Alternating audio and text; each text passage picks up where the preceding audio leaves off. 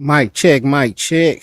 All right, first and foremost, I want to give all praise, glory, and honor to the Most High God of Abraham, Isaac, and Jacob, and his son, the Mashiach, who some call Yahweh, Yeshua, Yehoshua, Yashayah. We mostly know as Jesus Christ.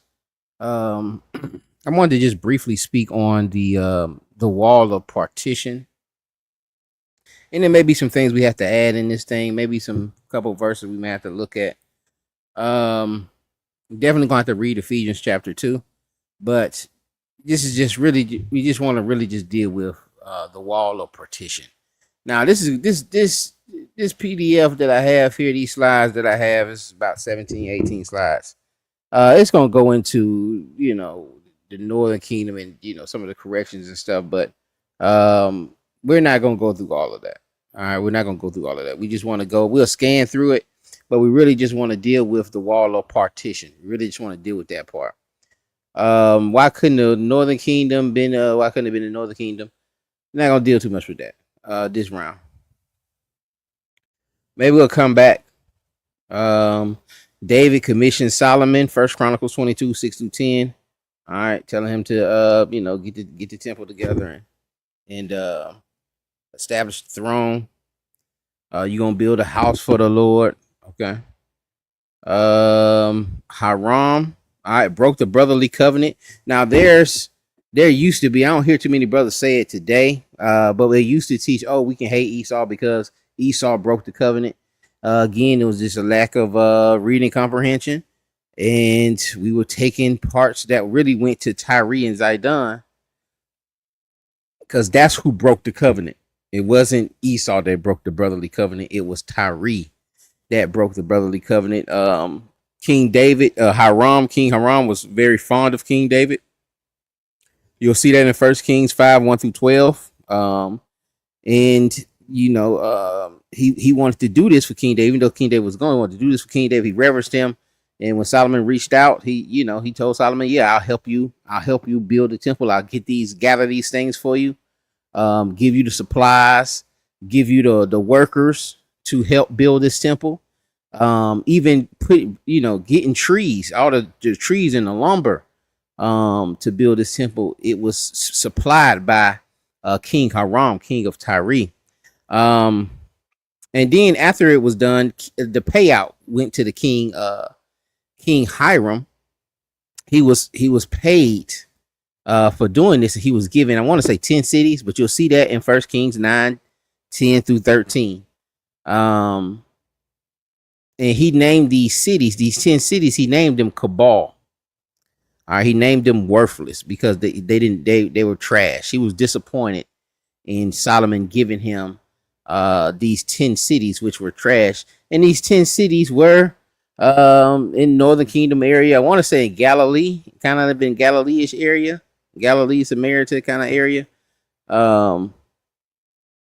And he felt some kind of way about Solomon giving him these 10 cities, which he thought was absolute trash. Then you got Tyre breaking the covenant in Ezekiel 26, Isaiah 23, and then Amos chapter 1-6. You can read those and get the rest of that information. Really, that's a lesson in itself. The breaking of the brotherly covenant. And again, you reading 2 chapters and that verse there in Amos 1:6. And how that whole thing transpired in 1 Kings, where Solomon is asking Hiram, can he help him build the temple? 12 tribes, and this is just something very interesting here. For brothers, I just want brothers just to look at this and just, especially, brothers who subscribe to the chart, you're going to have to, you see the slide here. You're going to have to look at Simeon and look where Simeon is located. Look where Simeon is located and tell me what's the issue with this. Simeon located in the lower part of Judea. All right. His portion of land was in the lower part. The one of the issues with this, and I've been seeing Brother Garfield go over this a little bit. You're going to have to answer, how did Simeon get into the Assyrian captivity if they're in the midst of Judah? how did they get, how are we saying they got captured? Where are we going to see this at? Where are we going to grab that Simeon is, he got captured too in your Second King 17. I think we're gonna show some of that too. How did Simeon get captured into the with the northern kingdom if he dwells in the lower part of Judea, but Judea didn't get taken? So what happened to Simeon? And that's something you can Google. You start doing your research on. We're not gonna get into it today. I still need to do research on it. But from what I've seen in my brief, research of this situation is that that's a lot of speculation. There's speculation that Simeon left when the split happened and went up with the Northern Kingdom, but we don't see that in the text. But that's speculation. It's also speculation that Simeon just went on ahead and merged with Judah. All right, but we're gonna have to figure that out, especially if one is saying that they went to the Syria, they the Northern Kingdom, and then now they the Dominicans. I think that's what they say Simeon is. Is it the Dominicans? I don't know. It's a Latino tribe though. They say that Simeon is, but that's an issue we're gonna have here. All right, that is an issue that we're gonna have. Also got this map here of how it turned out. This is 12 tribes of Israel around 1200 BC, according to the book of Joshua. And then this is later. This is later during the time of Christ. You got Jerusalem, you got Judea, and you got Samaria, you got Galilee. All right, you don't have these tribes, Naphtali, Issachar, it's just Asher. You got Galilee, Samaria. How did we get here? And we got to understand this. How did we get here? How did we get to that point? How did this come to that? Let me go to the next slide here. I want y'all to look at this too. At this moment, Galilee drops out of history for the next 600 years. Now, this is the source here is traveluya.com.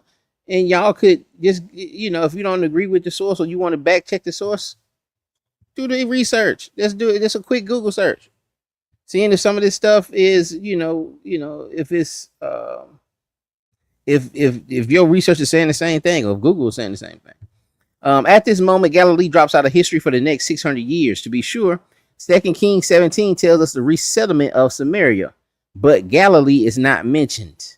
Okay, in 2 Kings 17 is where they're talking about the Assyrian captivity and how the Assyrians took out the northern kingdom and put in some heathens. And then they had to go in and get a Levitical priest or a priest from the northern kingdom to teach them how to keep the law because lions were eating them. To teach them how to serve that God because lions were eating them. But they were still doing the wickedness. They were still serving their other gods also. But Galilee is not mentioned. Archaeological research now reveals this was not just an oversight in the biblical writers. Surface surveys indicate no human occupation of Galilee during the 6th and 7th centuries BCE.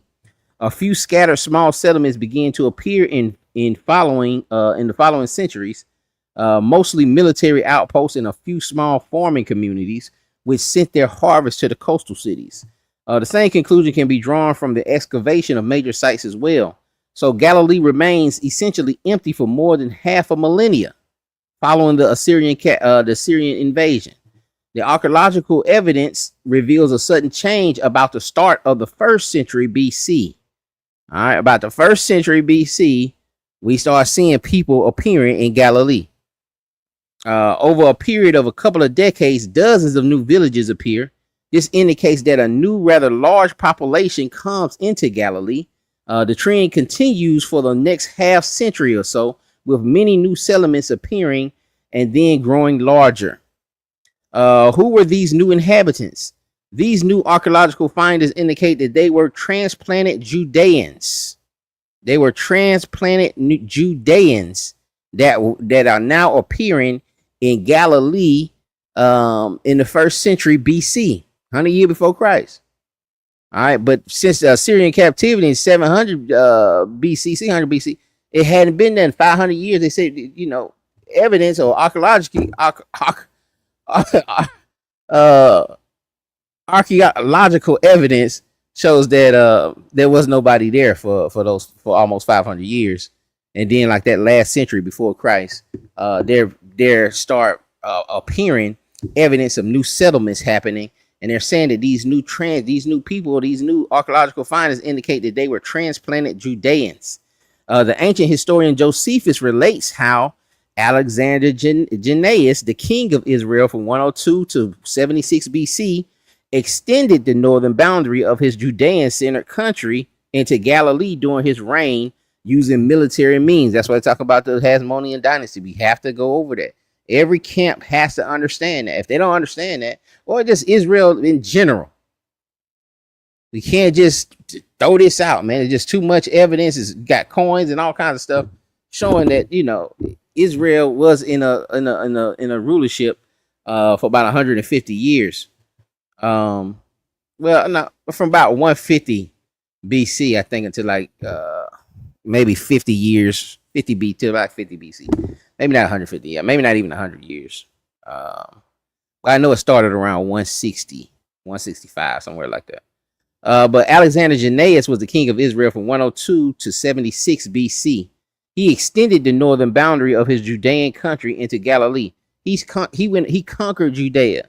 He knocked down the temple in Samaria, and even conquered some of Judea, or extended into not Judea, but extended into Galilee, and start transplanting Judeans there.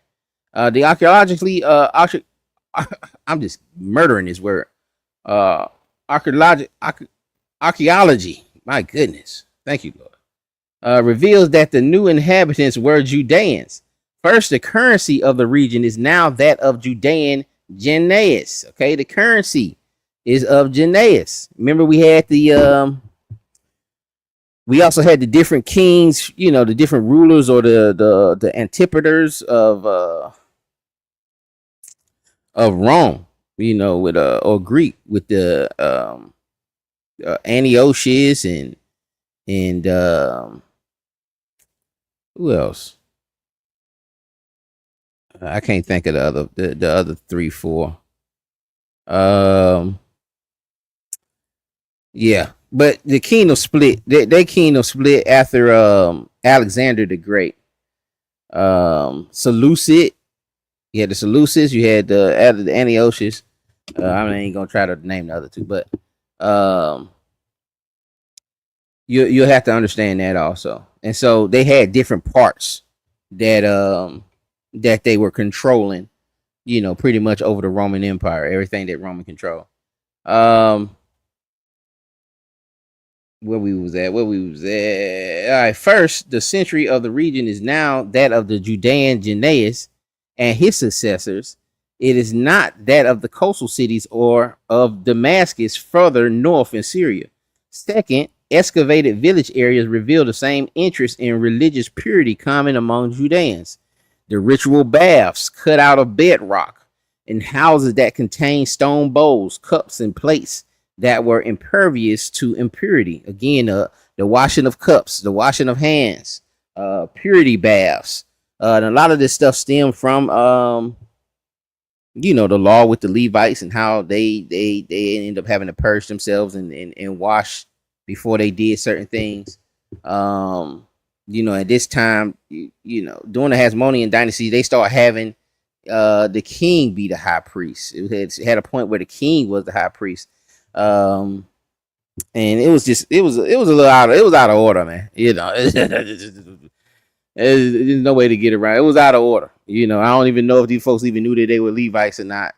Again, then the Sadducees end up being high. It was just all crap. It was crazy. Third, the Galileans followed the Judean diet in that they did not eat pork nor pig bones. No pig bones are found in the garbage dumps. So the archaeological research of recent decades now shows that the Galilean population of Jesus' time were descendants of Judean immigrants of a century or so earlier. All right, and this may be too, why Joseph chose Galilee to come back to, rather than going back all the way back to Jerusalem or Judea.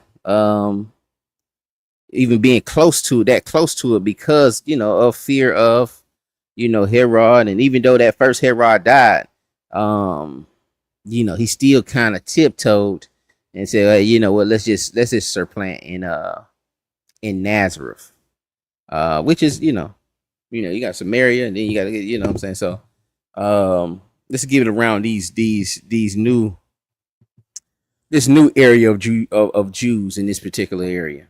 All right, and if, like I say, this is just a paper here with any of this information, you can just Google it.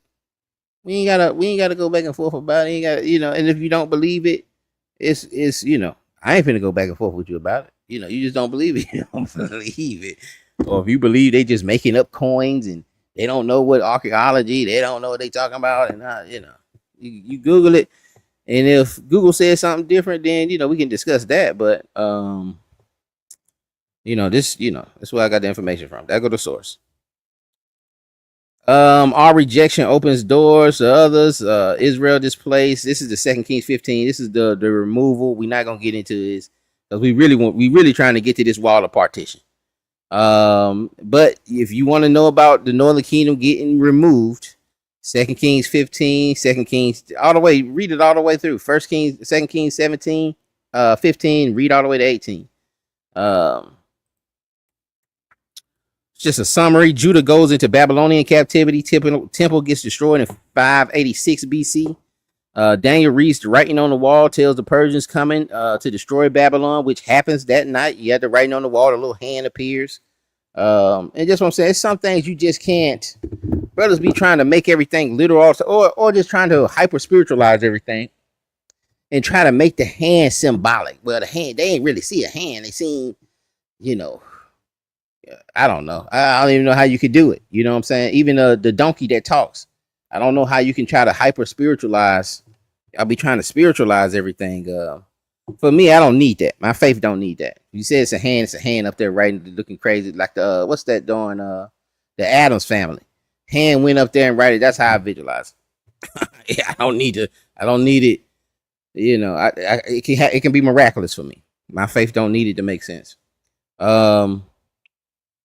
Now we in Persian captivity. Cyrus the Great writes a decree to allow Israel to go back and rebuild the temple, destroyed by Nebuchadnezzar. All right, in 586 BC. We see the process of the rebuilding, rebuilding in the books of Ezra, Haggai, Nehemiah. I think there's one or two more also with that, but that's what those books are mostly about. Matter of fact, I want to say Ezra and Nehemiah are the same book. They just end up separating them. But y'all Google that. All right, that Ezra and Nehemiah were the same book, but they end up separating them. Cyrus allowed them to return back. Isaiah, nope, that's not Isaiah 45. I forget. That's not Isaiah 45. So don't connect that. I had to come back and find it. But again, we trying to get to the wall of partition. We want to help, but no. Matter of fact, was that right? Yeah, that Isaiah 45 is right for Cyrus. This the part that's not right. When they wanted to when Israel went back, there were Gentiles that had came from the Samaria that we seen in 2 Kings 17 that were supplanted there, and they come up to Israel. They're like, hey, listen, man, we've been serving this God ever since the king of Assyria brought us down here. We've been serving this God too. We want to help you rebuild. And Israel was like, well, nah, you ain't got nothing to do with our God, man. We don't want you touching this. We don't want you touching the temple. We don't need your help. Y'all some heathens.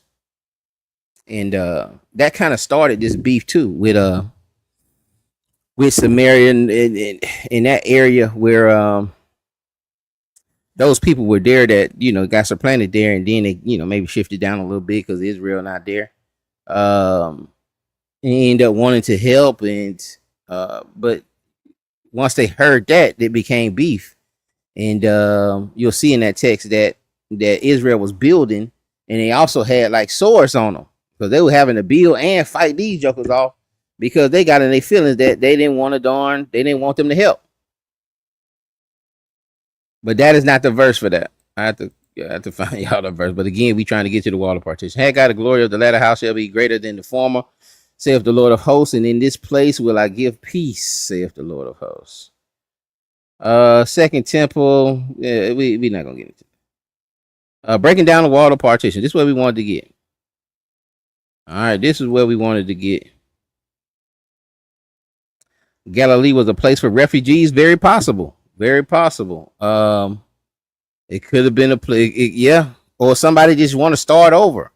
Somebody just messed up their life. That's what I feel. I feel that way too. This is just speculation. I feel that way too. That it could have been a place for like the rejects, and that's why people felt that way. Like, what good come out of Nazareth?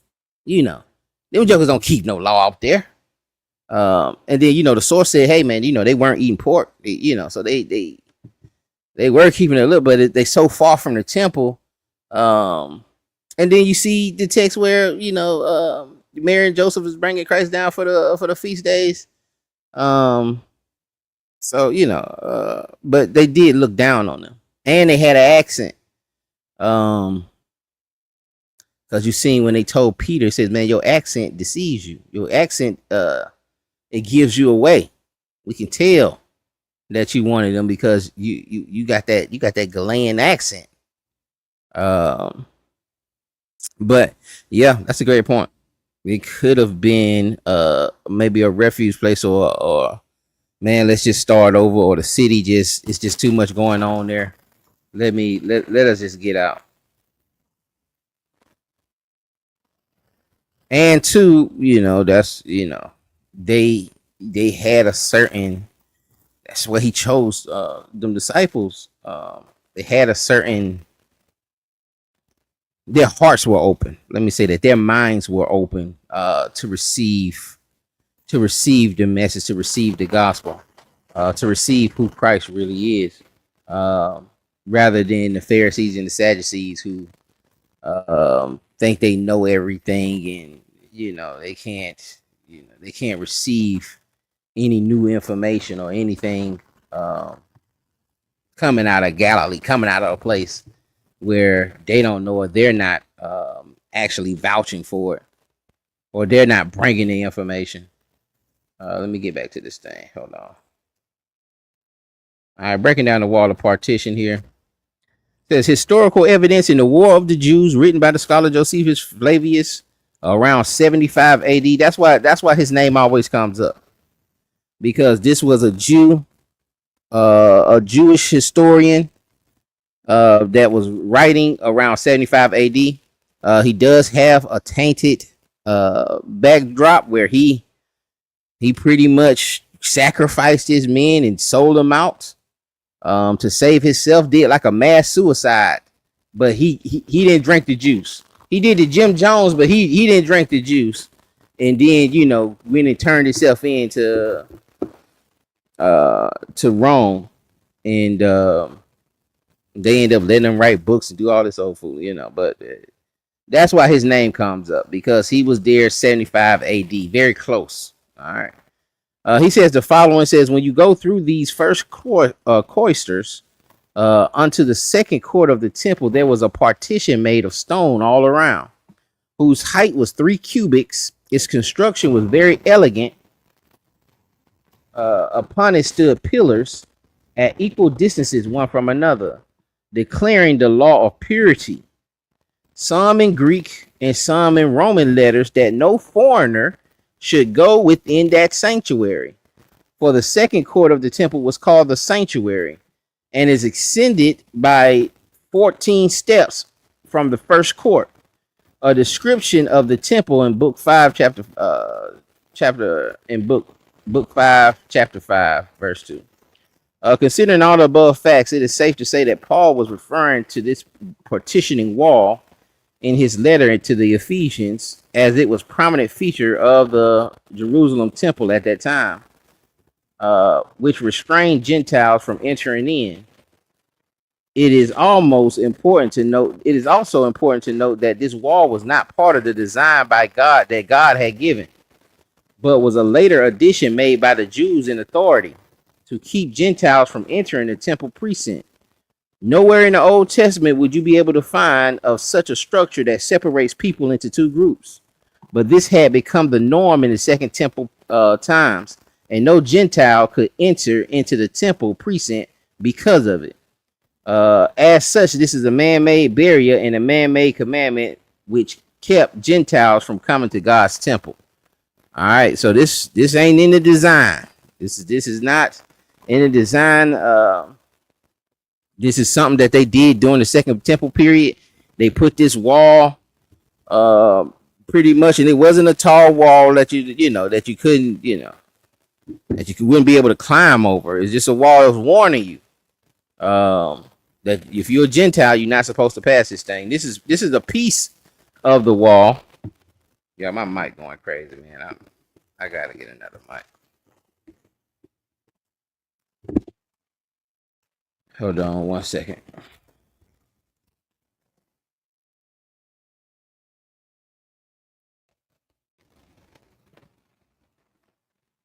That's a fact. Y'all choose the foolish things of this world. This is the Greek stone tablet discovered at Claremont and Gnaeua in 1871 at the northwestern corner of the graveyard of Putin. A butt in the Temple Mount wall and attached to the Soreg forbidden Gentiles to pass beyond this point. It reads, no foreigner is allowed in the courtyard and within the wall surrounding the temple.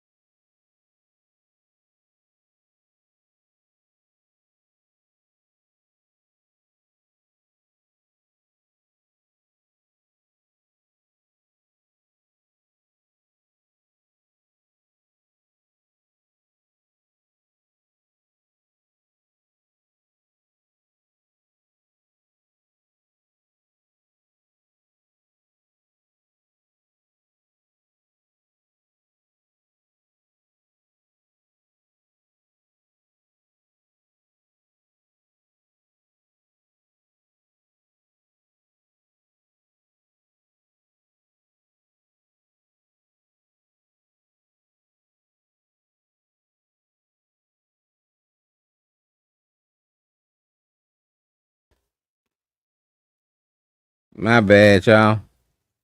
I lost connection for some reason.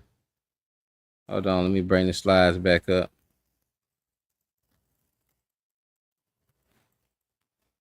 We almost up out of here. Where we at? Yeah, you just got about 3-4 more slides, y'all. So we have archaeology proving this, but you don't want to believe it. Hey, you ain't gotta believe it. Examples of proselytes. Proselytes going to worship. You had and there were certain Greeks, John 12:20. There were certain Greeks among them that came to worship at the feast. Acts 8:27. It says, and he arose and went, and behold, a man of Ethiopia, a eunuch of great authority under Candace, queen of the Ethiopians, who had charge of all her treasure. And he had come to Jerusalem to worship. You got the Ethiopian coming to Jerusalem to worship. You got Naaman. Says that he will only sacrifice to Yahweh, the God of Israel. Paul accused of bringing in Gentiles. Acts 21-28. And Naaman is the leper of Shuman. He's a leper that was told to I want to say Jordan, told to dip in Jordan 7 times and to cleanse his leprosy, and he had an issue with it. But you can just look up the story in Naaman. All right, very couple of good lessons that come out of that. But Acts 21-28, and you know what's funny? The forefather of the Hebrew Israelism, he states that Naaman is how we got the white man. No, it's not Naaman. I'm sorry. No, yeah, it was Naaman's story. It wasn't Naaman, but I want to say Elijah's student. I mean Elisha's student. Like his you know how Elisha was to Elijah. He had a little apprentice that was supposed to do right, but he ended up doing something foolish and ended up getting cursed with this leprosy, him and his children. And Abba Bivens says the white man that's how the white man came. Is through that curse. I want to say here. I know brothers I'm just making something up, but this is his book here. All right. Y'all can't see that. Hold on, let me back it up. Okay. Marks of a Lost Race by Abba Bivens. The whole precept packet is here. 70% of your precept packet is in his book. All right, little $20 books, about 90 pages. Anyway, Acts 21:28, it says, crying out, men of Israel, help. This is the man that teacheth all men everywhere against the people and the law and this place. And that's again, that's what I'm saying. If we just slow down and just read the text, man. This man is being accused of teaching men. This man is accused that he teacheth all men. They're not saying he just teaching Israel, or he's teaching all men everywhere, against the people and the law and this place. And further brought Greeks also into the temple and have polluted this holy place. All right. And so they was trying to get him trapped up, trying to get him murdered for bringing those in there. What is D? The stone barricade. You see that barricade going around? That little small wall there going around.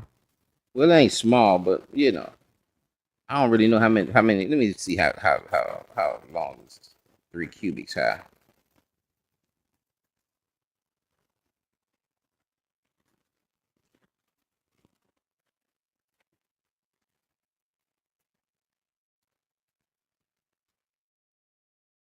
Oh well, no, it's kind of big.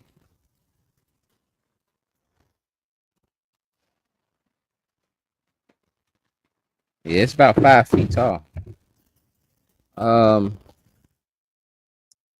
So yeah, they had they had to stay at this wall, but you see, it's a little entrance that you can go in. But if you pass that wall, you could be worthy of death. All right, you could be worthy of death. But this was the court. You see E here. This is the court of the Gentiles. Now that's in the text, but this wall is not.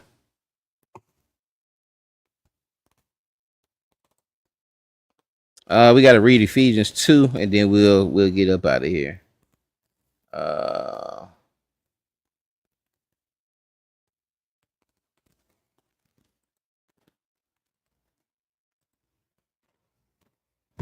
Let me pull up Blue Letter.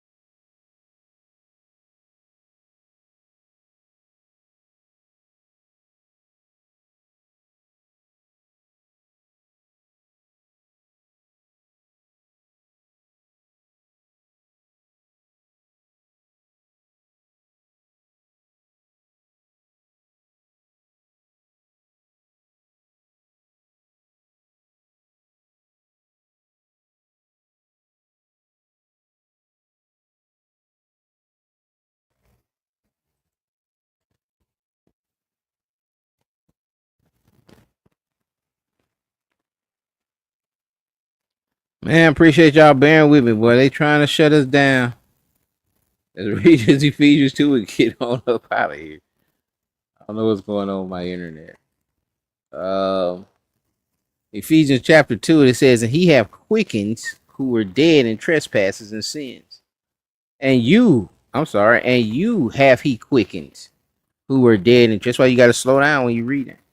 And you have he quickened who were dead in trespasses and sins, where in time past you walked according to the course of this world, according to the prince of power of the air, the spirit that now worketh in the children of disobedience, among whom also we all had our conversation in time past in the lust of our flesh. All right, remember that conversation really means behavior. All right, you'll see that change to behavior in other translations. That's one of those words that we talked about that means the exact opposite. Fulfilling the desires, well, it's kind of the opposite. It ain't really, but it's kind of close, talking and then behavior. Don't do no talking. Do do it. You know what I'm saying? I forget how that saying go. Don't talk about it, be about it. There you go. So they kind of opposite a little bit. Fulfilling the desire of the flesh and of the mind, and were by nature the children of wrath, even as others. But God, who is rich in mercy, for his great love wherewith he loved us, even when we were dead in our sins, have quickened us together with Christ. By grace ye are saved, and have raised us up together and made us sit together in heavenly places in Christ Jesus, that in the ages to come he might show the exceeding riches of his grace and his kindness towards us through Christ Jesus. For by grace you are saved through faith, and that not of yourselves, it is a gift of God, not of works, lest any man should boast. For we are his workmanship, created in Christ Jesus unto good works, which God hath before ordained that we should walk in. Wherefore remember that ye being in time past Gentiles in the flesh, who are called uncircumcision by that which is called the circumcision in the flesh made by hands. Okay, you were called uncircumcision by the Jews. All right, you in time past Gentiles in the flesh. You can't change that. All right, and this is one of the visions that they don't go to. They'll go to the 1 Corinthians 12 too, but they won't go to this, and it's not smart to go to this to try to say that. No, they were Gentiles in the flesh, and now they're not Gentiles in the flesh. That at the time you were without Christ, being aliens from the commonwealth of Israel, and strangers from the covenants of the promise, having no hope and without God in the world. Can you put that on Israel? Can you put any tribe of Israel say, nah, they got no hope? That they had no hope in that. And then, even as a Gentile, you have to understand this and be appreciative, and be that much appreciative, because you had no hope. You were strangers to the covenants of promise, and you were without God in the world. But now in Christ Jesus, ye who sometimes were afar off are made nigh by the blood of Christ. For he is our peace, who have made both one, and have broken down the wall of partition between us. Yeah, broken down the middle wall. The middle wall of partition between us. Having abolished in his flesh the enmity, even the law of the commandments contained in ordinances, for to make in himself of twain one new man, and making peace, and that he might reconcile both unto God in one body by the cross, having slain the enmity thereby, and came and preached peace to you which were afar off, and to them that were nigh. For through him we both have access by one Spirit unto the Father. And now therefore you are no more strangers and foreigners, but fellow citizens with the saints and of the household of God, and are built upon the foundation of the apostles and the prophets, Jesus Christ himself being the chief cornerstone. And again, you see that those foundations with the apostles' names on it in Revelations. All right, and are built upon the foundation of the apostles. I mean, the apostles and prophets, and Jesus Christ Himself being the chief cornerstone, in whom all building fitly framed together groweth unto an holy temple unto the Lord, in whom ye also are builded together for an habitation of God through the Spirit. All right. And so, it should be pretty clear, but I know some of us will have a lot to fight back on. But this is one of those chapters, this in Galatians 3, this is one of them chapters that, it's hard. It's hard for us to read. It's hard for us to get through because we don't want to eat this. We don't want to eat this. Having abolished the flesh, in his flesh the enmity, even the law of commandments contained in ordinances, for to make in himself of twain one new man, so making peace. So making peace. What's the other one?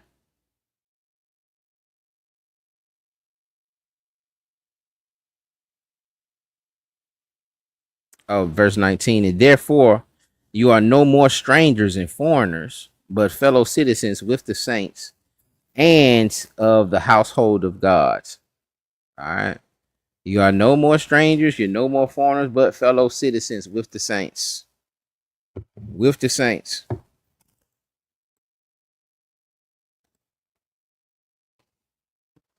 You said Ezekiel 37 is the wall. Ezekiel 37 is has never been built yet. Ezekiel 37 through 47, that's never been built. That's a prophecy of the kingdom, the temple that'll be in the kingdom. Do you agree with that? That Ezekiel 37 kingdom has not been built? So how could it be broken down if it hasn't been built? That's what I'm saying, man. We gotta understand timeline. We can't just grab. I wanted to do a lesson too on the Amos 3. Can the two walk together? But I may do that. Tomorrow in a short little clip. But we can't just grab everything and like we don't.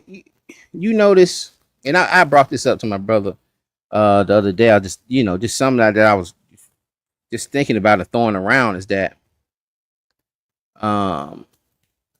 we will take certain prophecies. Like a prophet comes, right? Isaiah comes and he's going to say, "Hey, if you do this,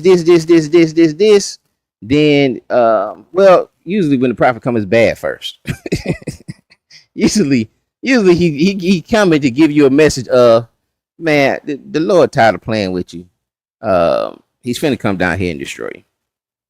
But there's gonna be a restoration, and this right here gonna happen, and this, and don't worry, this,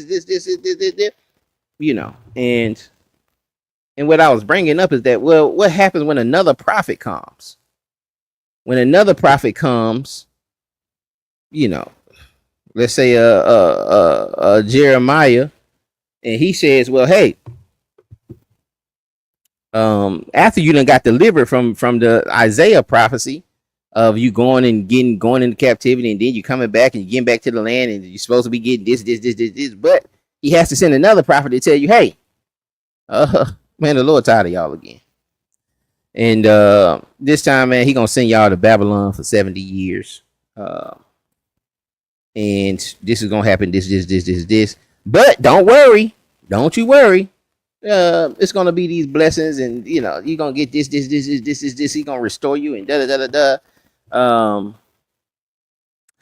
we do the blessings. We keep the blessings from each prophet. Like once Jeremiah comes, do we still keep the promises of the blessings from Isaiah's prophecy? And before you answer that, do you keep the curses or the bad news from the other prophecies? And we know all the prophecies are different, as far as the captivities, and okay, well, you're gonna be here 400 years, you're gonna be here 70 years, you're gonna go into this captivity, it's it's a little different for each one. And so for me, I don't see us holding on to the.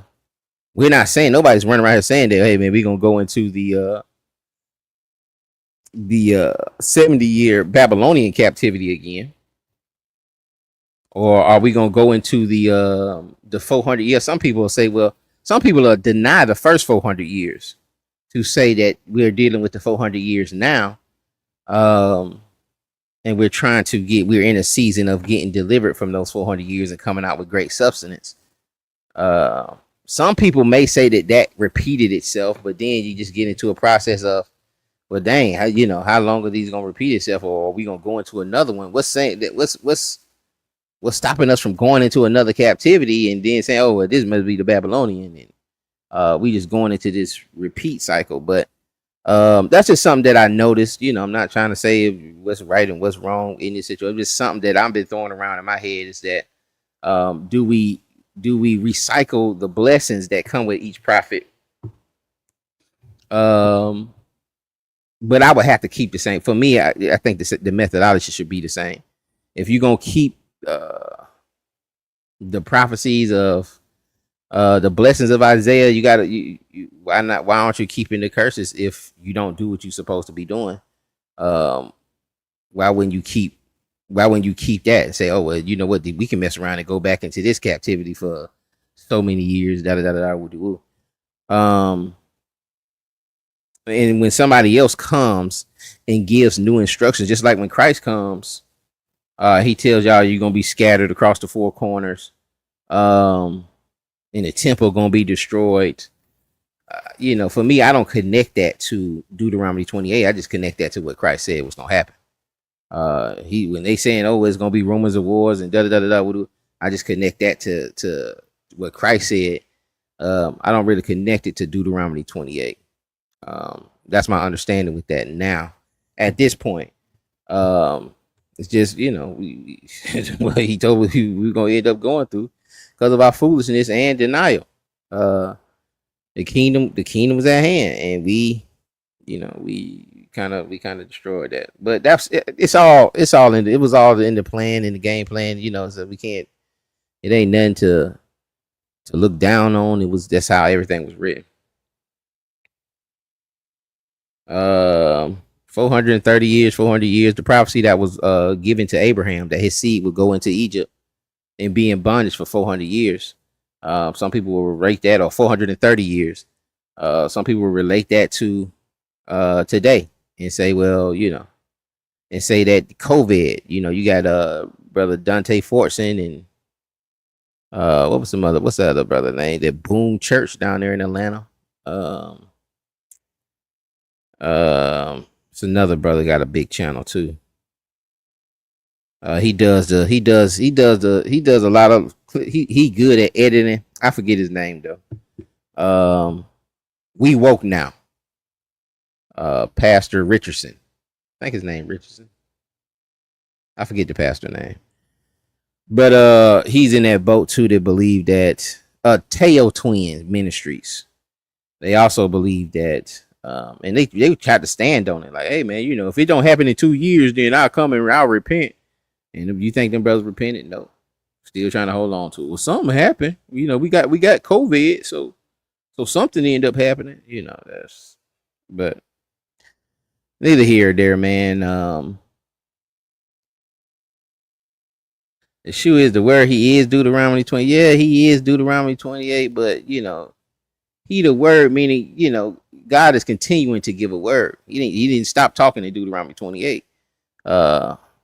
He was talking through Christ, and he was giving new instructions. He was giving new instructions, to go out and do certain things, and giving new terms on destruction and how things gonna look and how things gonna play out. Putting us in another dispensation. But yeah, he is the word. He's all of it. But he is also new instructions. Just like that Matthew 5. A lot of us don't. The Beatitudes. A lot of us don't look at those and try to say, well, oh man, he can't change the law. Man, who are you talking to? Who are you talking about? When he is the law, like you said, he is the law. You gonna tell him he can't change it? He do what he want to do. Doing with the Lord, he can't do what he want to do. He doing what the Lord is telling him to do. So, um, I think we try to, because we have these pre notions. Uh, we try to make these things. We'll say things like, we say things like, "Oh man, the law can't change," when you're not doing sacrifices. You're not, you're under a whole nother priesthood. So, not only did the law change, but the priests who were supposed to be the ministers of the law, who, we're supposed to go to their mouth to seek the law, they're not even valid in this dispensation, because now our high priest is Christ, under the order of Melchizedek. And that's a change. A lot changes with that. That's got to be over 100 laws. Just in the ordinance of the priesthood, in being clean and unclean. How valid is that now? You don't have a temple. How valid is being unclean and clean? And I had dealt with that at a brother at the school, where I couldn't tell him, but I can suggest, but I can't tell him that, hey man, you can bring your wife to the, I can't tell him, man, bring your wife, man. She's still clean, bro. But they would leave their ribs at home when they were on their cycles, because they trying to keep people from being clean and unclean. But what's the point if we're not making those sacrifices? Why we need to be clean? Why we need to be unclean if we're not going to the temple to present a sacrifice? You were supposed to stay. If you're unclean, you stay away for a couple days, and then you're clean again, and you can revisit the temple, and that's what I'm saying, man. We so far away from that. We're so far removed. We never been under the law.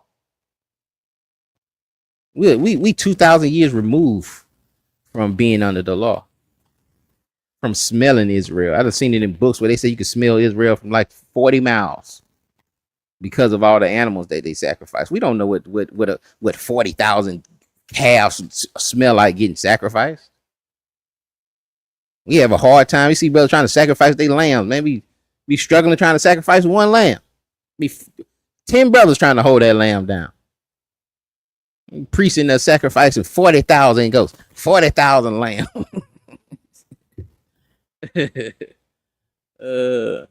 No, it was a foreshadow.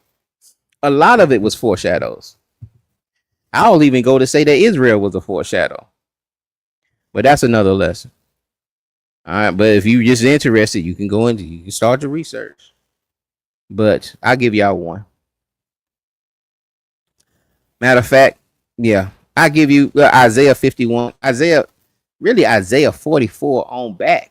It's talking about, Israel being this light and Israel being this servant. You'll have even the Old Testament brother say, well, Israel, that Isaiah 53, that was really Israel. And it's written in a way, because he keeps talking about Israel being this and Israel being this servant. And when you get to 53, though, you can't deny this servant is dying for the sins of being, you can't deny that. It's hard to say, that's not Christ. But and this is why they refuse. A lot of Old Testament only, like the little hats, they don't read Isaiah 53. But Isaiah like 44 to 50, 44 to like 52, it talks about Israel. And then 53, it still talks about this servant, but you can't make that servant Israel here, because the servant is dying for Israel. But when you get into seeing, well, who is that light? That light ultimately is Christ. That servant in Isaiah 53 is ultimately Christ. But that was supposed to be our lot, or it's supposed to have been a foreshadow until the real light came, that which Christ bestowed upon the world. But initially, it was supposed to be us. Initially we were supposed to be the examples, but how many times did he set us up to be that example and we failed, and we went into following these other folks? We went into trying to be like them. I was reading my brother Hebrew Elevation was doing a class, his last class he did on he was breaking down Deuteronomy 28, and he was breaking down the reason why Israel is not to return back to Egypt. And he went to the Solomon thing. Don't have your king return to Egypt and multiply horses. And it's one in 50 Isaiah, man. I want to say 50 something. But it talks about Israel trying to find its strength in Egypt. Strengthening itself in Egypt. I used to use it all the time, talk about them Egyptologists. They done kind of died off now though, but basically Israel always tried to find strength in Egypt. They would always run there to try to strengthen themselves or try to run away from the judgment. In Jeremiah, he was telling them, listen, go ahead and turn yourselves into Babylon. It's going to be much better for you. Go ahead, give up, and just go to Babylon and let them enslave you. It'll be much better. Do not, and he told them specifically, do not take your butt to Egypt and run. If you run up there to Egypt, I'm gonna destroy you even worse. I'm gonna really have to put my hands on you. Go to Egypt, I'm gonna have to put my hands. And that's what we always did. Even in the wilderness, maybe we want to go back to Egypt and we always try to deal with these other nations. Even when they're their first Maccabees 111, man, and try to make treaties with the heathen. We always went to these people because they was always stronger than us. And our strength came from the Lord. It didn't come from us. He didn't get us because we were the most in number. We were the fewest. He got us because we were the fewest. We was the underdogs. And it showed his strength, not ours. That's why he told Gideon, man, hey, man, you got too many people. If you take that many people out there, y'all gonna think y'all won the war. Nah. And, it was so strong on us, that he ended up having to kill all of us in the wilderness. All of those that came out of Egypt, he had to let them go, except Caleb and Joshua. He couldn't bring them in because that stronghold that Egypt had on them still was too strong. And then what's even crazier, I was talking to my brother about this. What's even crazier is that even though he killed them folks, even though he killed these folks off, man, he waited for them to die. Let's say that. These folks still loved Egypt. Like they never even been there. They hadn't even been to Egypt. And they're still murmuring and complaining and talking about, how great Egypt, it's almost like, man, their families had to tell them while they were walking in the wilderness.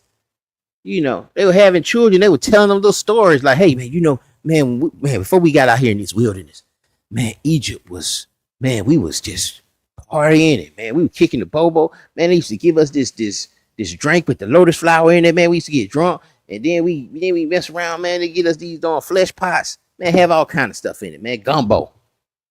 Now we out here eating manna. But man, I could tell you some great stories about and man, how they used to dress and how big, man, you had these pyramids out there to tell it, and and these folks know about Egypt and they hadn't even been there. They in love with Egypt. They never even set foot in that thing. And Egypt continued to have that stronghold on them to the point where he's having to make laws. He's trying to tell them, don't be like the Egyptians. Somebody said, man, grow a full beard.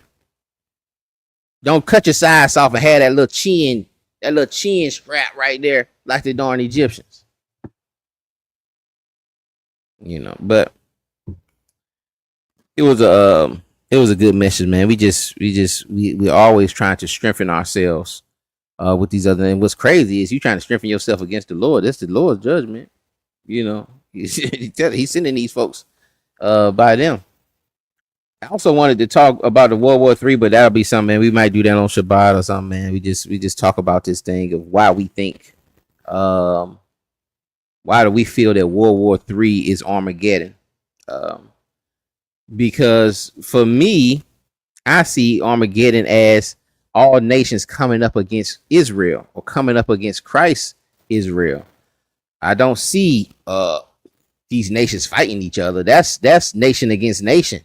But the end shall not come. But the end should not, but the end is not yet. Nation fighting against nation, rumors of wars. That seemed like the season for it, that makes more sense for me. But to say that, World War III finna happen, and then Christ gonna come. I don't see. I don't know where we getting that from. And even the World War III thing, I know we did that with the first woe, second woe, and maybe we read the first woe, read the second woe, and then we'll discuss that, and then we'll see what that third woe is. But yeah, it's a lot we got to go over, man. You got to talk about the Tyler Perry. You got to talk about that foolishness, and I want to talk about the ethnos, and how we're using that in the blue letter. I want to talk about that also. So we got a few things to come, man. Make sure y'all like, subscribe. Y'all have any questions, you can put your questions in, and I answer a few questions before I leave out. Appreciate y'all hanging in there with us, man. We had some technical difficulties. Usually I think, hey man, the internet will be cool at night, but we was definitely in some foolishness today. But we hung in there. Oh my goodness.